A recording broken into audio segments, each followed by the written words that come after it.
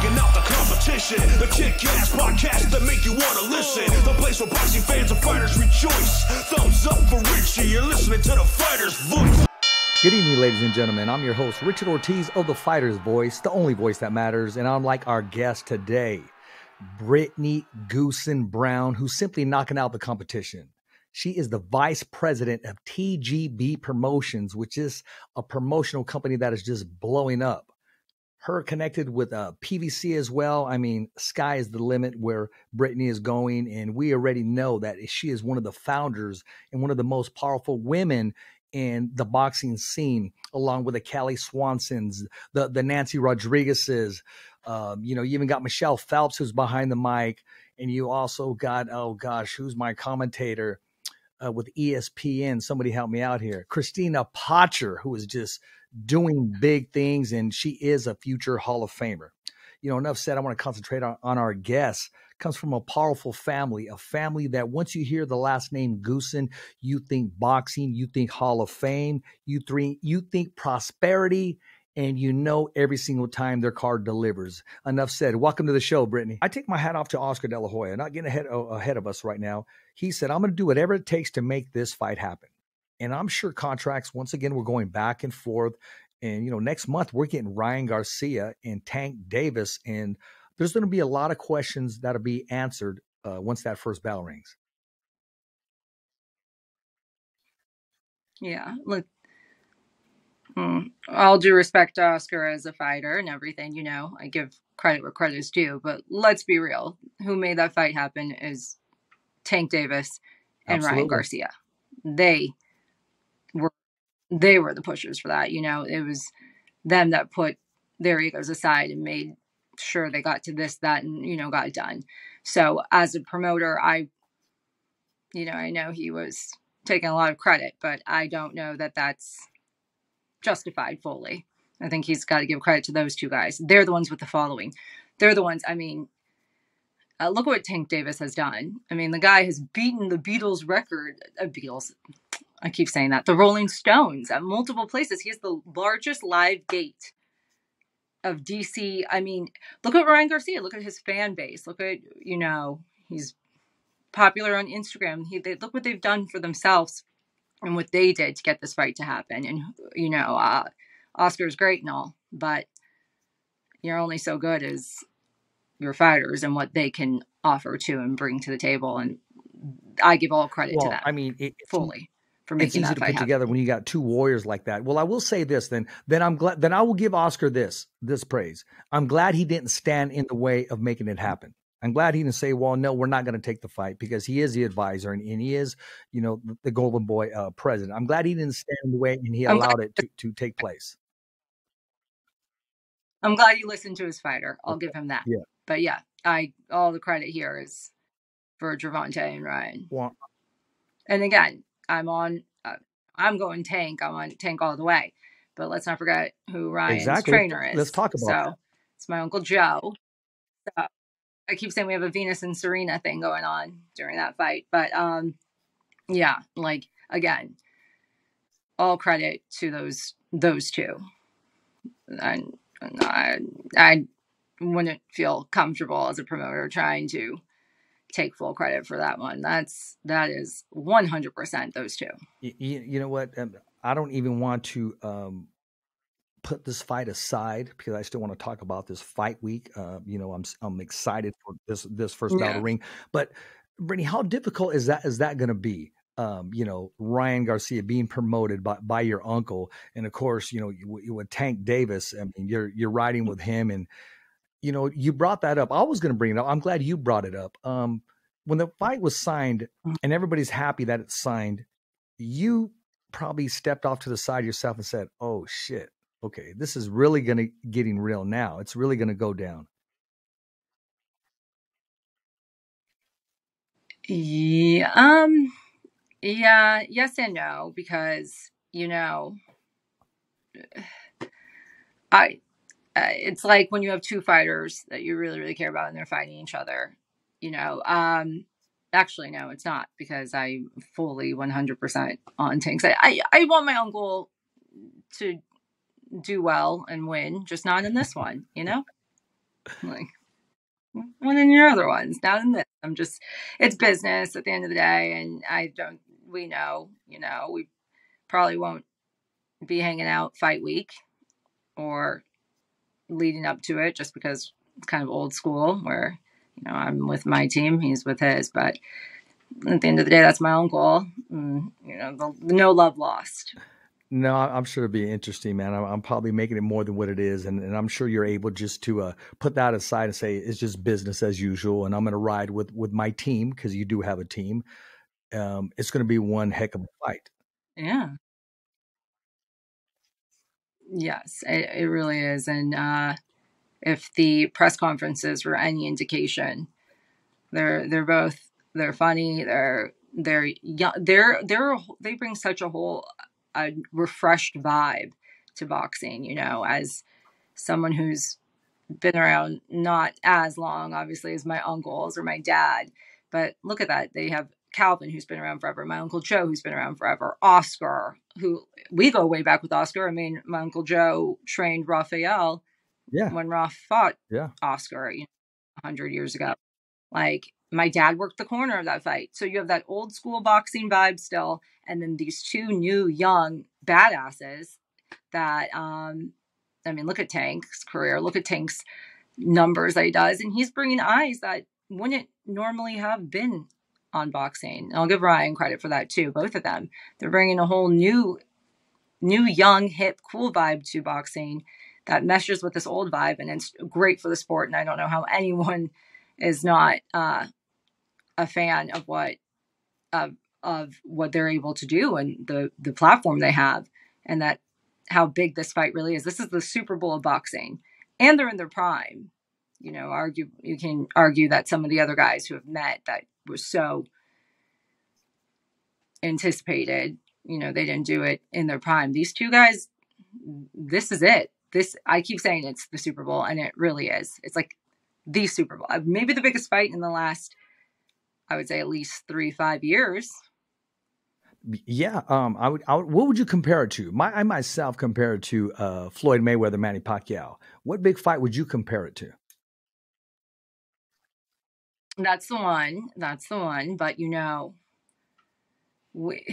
I think Manny had been knocked out, before. This is a little different. Again, they're just really, they're in the thick of it in their careers. They could have waited and, waited it out and seen where it ended up and met back up in a couple of years like some guys do. But no, they're going for it. They're risking it. And I was shocked at the crowds for the press conference, the people lined up for a picture. I mean, this is like two real celebrities. It's wild. It's wild. And it's so crazy that to be a part of it. And I really, really am going to bask in it for a minute and just really acknowledge it. 'Cause sometimes I rush through these things so quickly. And I think all of us as fight fans, we're waiting for this and waiting for that and get to fight week and get there and do this and be at the fight night. And then it's over. But I think we need to really take it in. This is a huge, huge thing. And there's so many moving parts that had to come together for this to work. And they did it. So what are April 22nd, moving parts? It's my birthday. What did you guys have to overcome, or what did you have to accommodate? Well, in general, just, contractually, or getting a fight together when they're not with the same promoter, and you have to go through the promoter thing. I know a lot of people put the blame on promoters or the sides, but then they don't take into account there's networks that have to work out their deals, and, and who's going to broadcast it, and sponsorship deals and venues that where sponsorship deals might not be on there's just so many obstacles to overcome to get to that point where you can actually announce a fight. And we did it. We announced it. We put on a press tour in a couple days, and Kelly killed that in Showtime. And here we are, a month out, basically exactly a month out. We'll be at the weigh-in on this, a month from today. So it's happening. I keep saying it what's that movie? Almost Famous. Oh yeah, there you I say it's all happening. It's all happening. go. A great It's quote. just, it's like Christmas for fight fans. Well, I will tell you this. I've enjoyed some of the sound bites. I'm impressed with Ryan at the press conference, just how savvy he is and witty he is. And, Tank Davis and how he knows how to push his buttons and how he just gets a kick out of everything and kind of giggles to himself as if to say, I'm really not worried about this. Have your fun now, because once that bell rings, things are going to be different. Oh boy. Yeah, he's in for a tough night against Tank, that's for sure.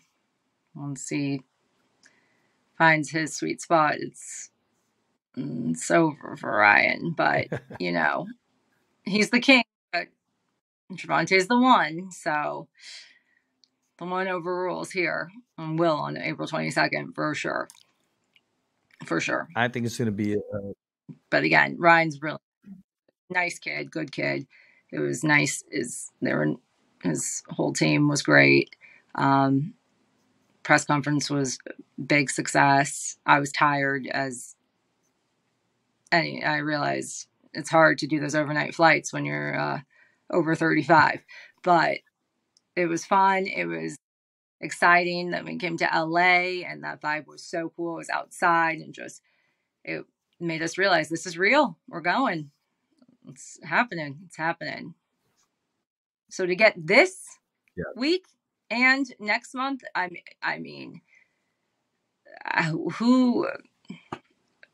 there's no PBC is on top. Yeah. That's crazy. Those are two blockbuster fights happening PBC. Within a month. Yes, exactly. They're doing it. They're making it happen. Yeah. There you go. Yeah, they're making it happen. Really, truly, I don't understand how anyone can see it any other way. It's just, you got to give credit where credit is due. Hey, I agree with you. What's going on with Deontay Wilder? Anything you can let us know for his next ring entrance? I was informed a possibility with him and Andrew Ruiz. I don't think that's going to take place. When can we see also Andy Ruiz back in the ring? I'm not sure. I'm so in on these next 3 that I have in a row, which is this one, April 8th and April 22nd, that I'm not trying to even think about May at all or June. But from what I hear, it's a big summer. Well, any name that you can let us know, anything to look forward to. Is it Charlo? Well, I think we know now. We're gonna see Jermell, and Tim Zhu did just beat Tony the other night, so we're gonna get that fight. We were supposed to have seen that. What was that supposed to be? It was about a May-ish, right? So we'll see that. He's back in training, so we'll see his brother. We're gonna get them back. We're gonna have a full summer full of just fights and fights and fights. And what could be better? Can we possibly see Charlo and Triple G? I know that was brought up over and over again. Triple G vacated some ballots to make himself eligible as one of the mandatories. And can we possibly see it happen this summer? Listen, I never say never, but I haven't heard anything going that way right now. I don't know. It could happen. I think we're in the season of proving that anything can happen now. See, Brittany, the position you're in is like you're like the one who wrapped all the presents for Christmas. You know exactly what's underneath that tree. Yeah. And we got to wait to see until it's unwrapped what's exactly down there. And these possibilities of these big names, but you can't go wrong with some of these matchups. I think PBC has some of these great matchups. They've proven once again that they're willing to co-promote with another promoter to make these big fights happen. So I am a fan, and I am a fan of what's taking place in the future of boxing. Oh yeah, the future of boxing is bright, huh? Absolutely. We're in the golden era. Well, I can't say that because there's been a few, but we're in a different version of a golden era, our golden era. It's going to be I mean, I still just can't get over the social media aspect of it too, and how different that has made the sport. I know people get upset about like the Paul brothers and that kind of thing, but if they're putting in the work and training and doing their thing and treating the sport with respect, you can't hate on getting more viewers and more eyes and more fans. Boxing's been around forever. I posted a little history lesson the other day on boxing. It's not going anywhere anytime soon. So it's the oldest sport documented. Before Jesus, there was boxing. So it's not going anywhere. It's staying strong, and we're proving that. Hi, I'm Jose Ramirez. I'm Bob Arum. Hi, I'm Robert Garcia, and I'm with the Fighter's Voice. The only radio show knocking out the competition. Fighter's Voice Radio Show. Hey, ladies and gentlemen, I'm Rich Ortiz, your host of The Fighter's Voice, and we're back here on the podcast with our guest, Brittany GOOSSEN Brown, who's the vice president of TGB Promotions, taking it to another level, making it happen the way boxing needs to happen. She has her foot, her hand, her mind, her entire body inside of the ring to make these fights take place. So, being that said, before we went to break, we were talking about boxing isn't going anywhere. Boxing is here to stay. The boxing has been around forever.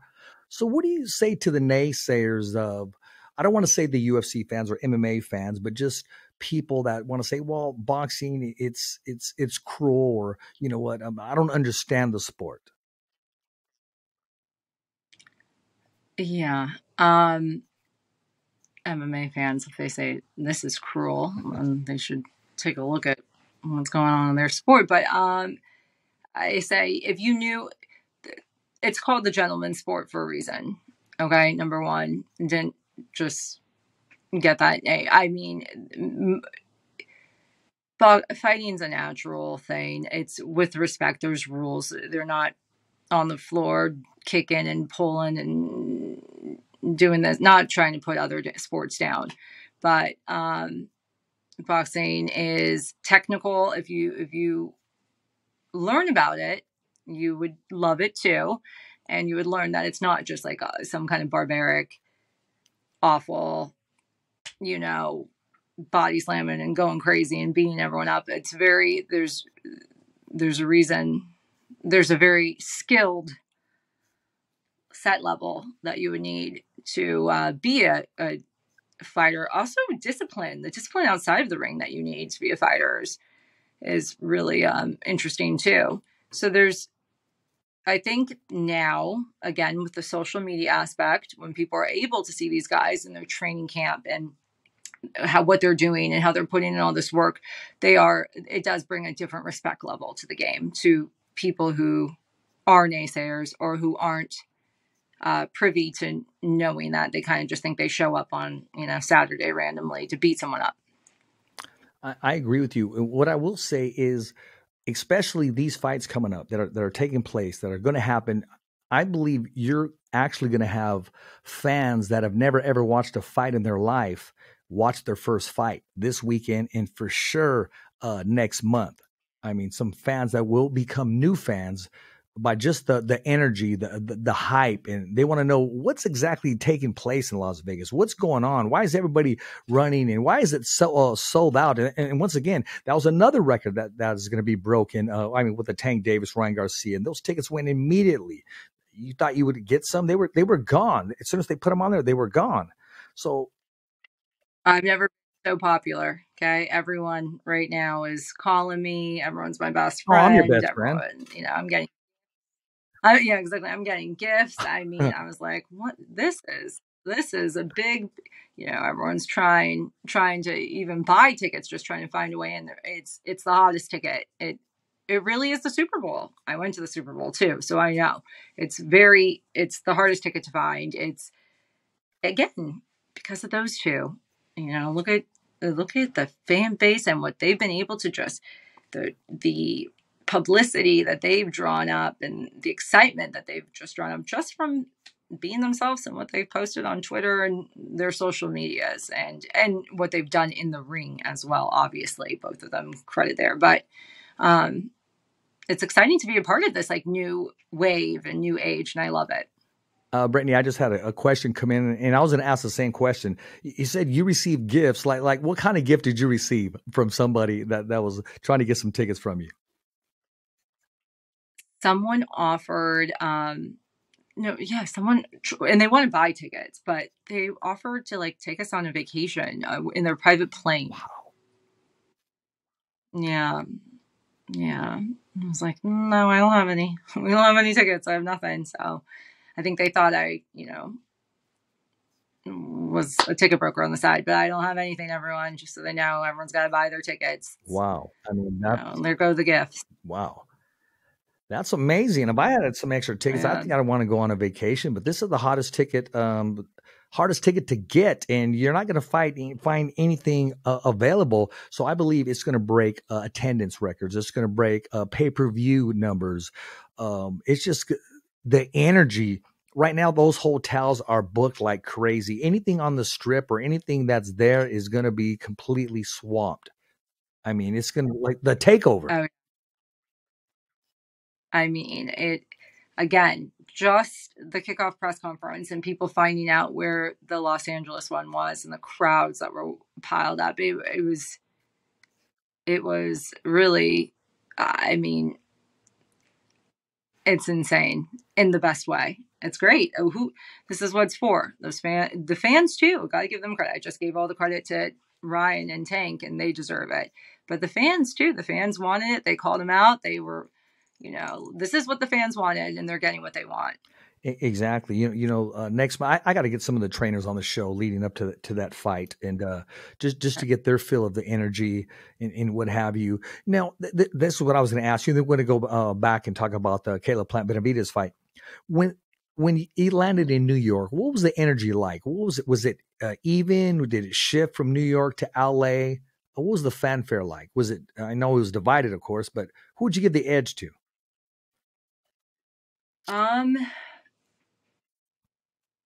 I think LA was, I think a lot more fans had found out where the location was in LA. I think, but LA definitely brought out, it was outdoor, it was warm. It had a different, these guys were, it was more of a laid back where they were a little bit funnier. It was, I think that's where I was really like, damn, we're almost at fight. Like this is really happening. Like 3 weeks, this is, New York was a little bit more formal. It was more like a just closed press conference with media. It was very, LA really, really was a little glimpse of what Vegas will be like. Well, I can just imagine. I got to get out there and I got to feel the energy. I remember I went out there to Conor McGregor and Floyd Mayweather. I just wanted to absorb the energy. Mm-hmm. I just wanted to be a part of it. I just wanted to say, hey, I was there, instead of just sitting back and saying, man, I wonder what it feels like. But as soon as I got off the plane, so I went to the MGM Grand, the energy was just crazy, especially with the Conor McGregor fans and the Mayweather fans. It was a different type of energy. And I'm going to see what type of... Oh, it was. What was that? It was. That was crazy. That's one of them that I worked through it, and I wish that I had taken more of like a second to just really acknowledge like how big that truly was too. That wasn't just two promoters coming together. That was two completely different genres of fighting coming together. Like that is historic in itself, and that was wild. That energy was wild. That was a fun one. It was fun. And just to add one more sense to that is, there was the respect that was there. It wasn't, okay, it's a laughing stock, or it was bad for UFC or bad for boxing. Both fighters met in the ring. They left it all there in the ring, and it was a class act on both corners. And leading up to the fight, and even Dana White to yield and allow for this fight to take place. It was awesome. I was glad to be a part of it and just breathe the air that these fighters were absorbing. Yes, I mean, I think a lot, not putting UFC down, but most UFC pay isn't at the level that boxing is. So I don't think Dana would have shied away from that. But again, yeah, it was great that everyone was able to come together and make that happen. was a huge undertaking. That was a very big deal. I mean, that's crossing that is such a collaboration of teams and people and networks and that on such high levels. And they made it happen. And how lucky am I that I get to have been a part of that and this one coming up? Exactly.